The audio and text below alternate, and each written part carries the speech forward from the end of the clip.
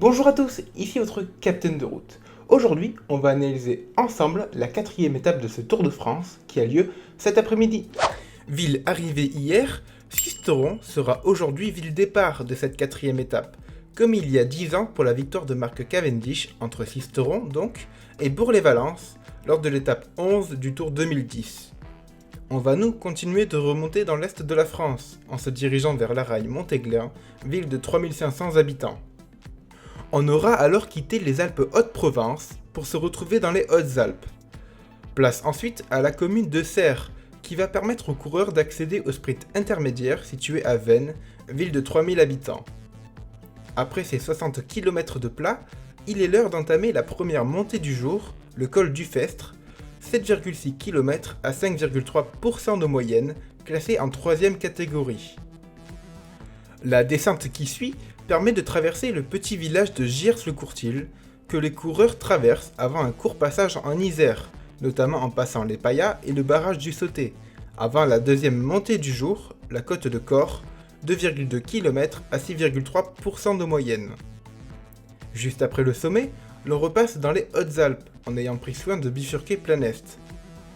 Passage alors par le hameau de Chauffaillé, avant de rejoindre la ville de Saint-Bonnet-en-Champsaur, avec près de 2000 habitants. Il reste alors 40 km avant l'arrivée, quand la troisième montée du jour apparaît. La côte de Loyanier, 3 km à 6,4% de moyenne, classée en 3e catégorie, permet de rejoindre le village de Chabot-la-Haute-Plaine, 800 habitants. Mais pas le temps de récupérer, une nouvelle montée s'offre aux coureurs.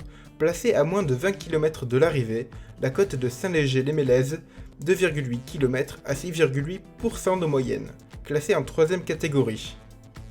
Petite descente pour les coureurs pour rejoindre le pont du Fossé, et les voilà au pied de l'ascension finale, Orsières-Merlette, 7,1 km à 6,7% de moyenne.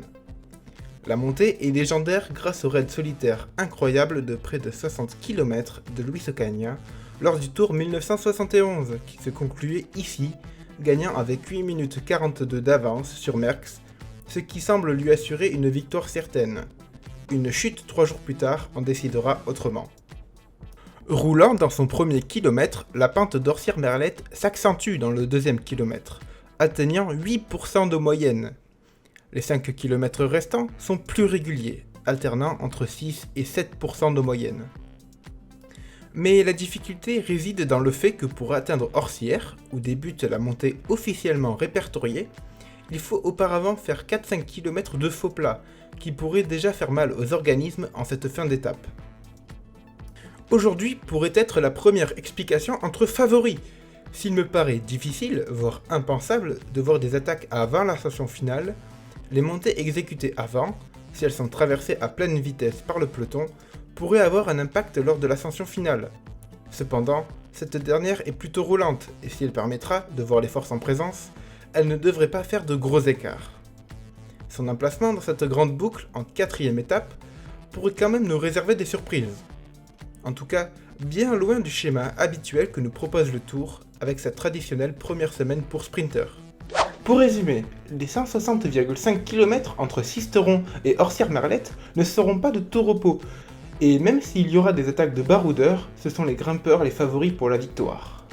Cependant, vu la montée roulante, on n'est pas à l'abri d'un sprint en petit comité pour hommes forts. En tout cas, c'est une étape en première semaine surprenante qui fait plaisir à voir. Voilà pour la présentation de cette 4e étape, je vous retrouve ce soir pour un débrief de cette étape que j'espère enflammée. Je vous mets ici mon pronostic pour aujourd'hui, n'hésitez pas à mettre le vôtre en commentaire.